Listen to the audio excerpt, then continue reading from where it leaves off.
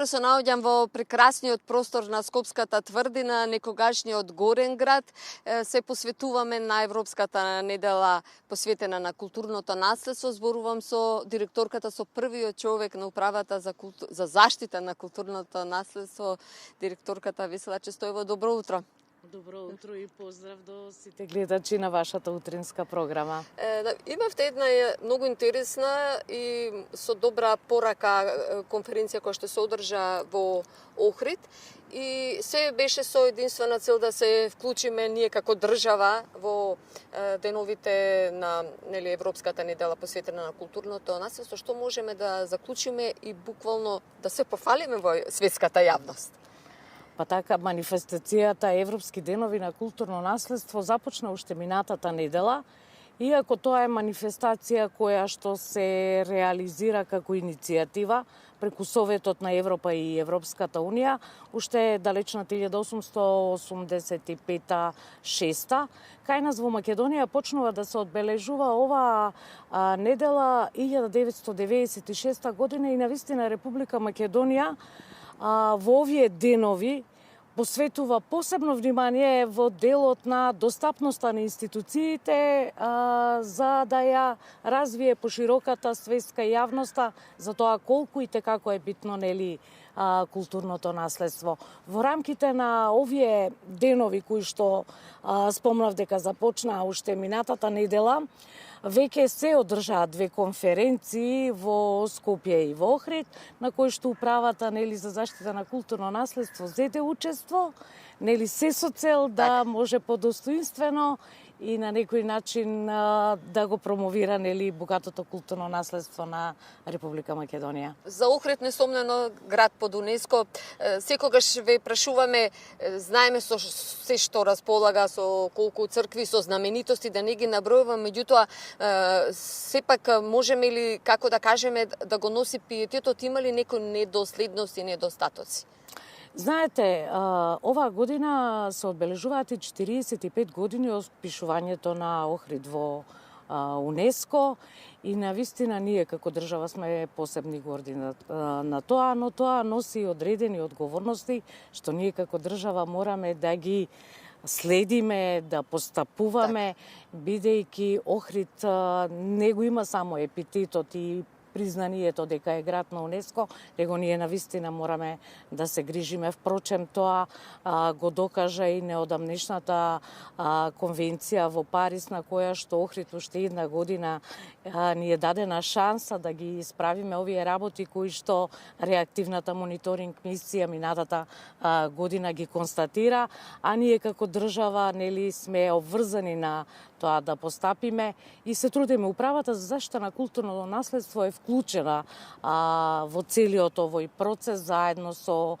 Министерството за транспорт и врски и Министерството за животна средина и се работи на тоа и мислам дека како држава ќе успееме да ги надминеме овие предизвици, да можеме позитивно да одговориме на забелешките кои што ни ги даде УНЕСКО. Се наоѓаме во Скопската тврдина, позната Скопско кале. Навистина може да се забележи многу голем исчекор воопшто и во сите оние ги знаеме, да не ги набројуваме знаменитости на тврдината, меѓутоа би сакала, бидејќи се наоѓаме тука, кога ќе биде пуштена достапна се она што е потребно? Па јас би сакала да ја информирам јавноста дека за жал кале изминатите 7 години беше многу запуштено. Од кои причини тоа не можам да го кажам, но ќе кажам дека со доаѓањето мое начело на управата и начело на министерот во Министерството за култура и туризам, почнавме со ревитализација на Скопската тврдина кале и можам да истакнам дека во моментот тече тендерска постапка која што треба да заврши некаде почетокот на октомври месец. Целта ни е тековно кале да го ставиме во функција, за да не ни биде срам од посетителите кои што навистина во голем број ги има секојдневно на кале. Во конкретниот случај ќе бидат ставени во функција двата музеи за почеток. Тоа е музеот на праисториска уметност и музеот на османлискиот период, за да можат посетителите кога ќе дојдат овде не само да ја разгледаат тврдината, него да можеме ние како Управа за заштита на културно наследство да ја збогатиме содржината на самиот локалитет и да можеме да ги запознаеме со богатото културно наследство кое што на овие простори се одвивало уште од неолитот преку бронзеното доба, византискиот период, така да Кале бележи голем културен слој на податоци кои што можат да се презентираат, а тоа ќе го направиме преку артефактите кои што благодарение на капиталните археолошки ископувања се случува уште од 2007 година. Навистина, одличен подвиг, се со единствена цел, тоа е можеби задачата и на управата, не само заштита и да го презентирате и навистина да се пофалиме со сопствената историја, култура. И во вашиот дел, уште едно прашање, имаме многу теми, меѓутоа би сакала да го истакнеме оно нематеријално, заштита на нематеријалното културно наследство. Навистина освојувате многу проучувате и се со единствена цел, пак ќе кажам, за промоција на нашата држава. Еве за еден ексклузивитет за гледачите, Управата за заштита на културно наследство веќе ја поднесе новата апликација.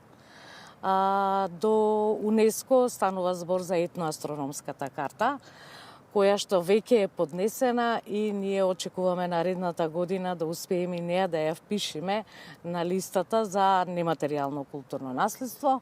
Инаку досега се впишани неколку добра, како што се нели Мартинките, Хдрлес, Копачката и минатата година, да не испуштам некој, минатата година и Гајдата, да, на репрезентативната листа на УНЕСКО.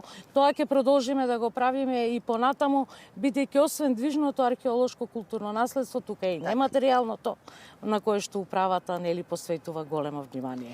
Ви благодарам за директното вклучување. Нема да застанеме тука, има многу теми за разговор и би сакала навистина да отвориме една соработка со управата се со единствена цел да го промовираме културното наследство на нашата држава. А јас би сакала да ги поканам сите љубители на културата, овие денови додека траат европските денови на културното наследство, да ги посетат институциите, се со цел нели да се запознаат со богатото културно наследство, а и да пратиме една порака, нели да ја подигнеме свеста во тој дел, бидејќи културното наследство е идентитетот на оваа држава. Благодарам уште еднаш. Благодарам.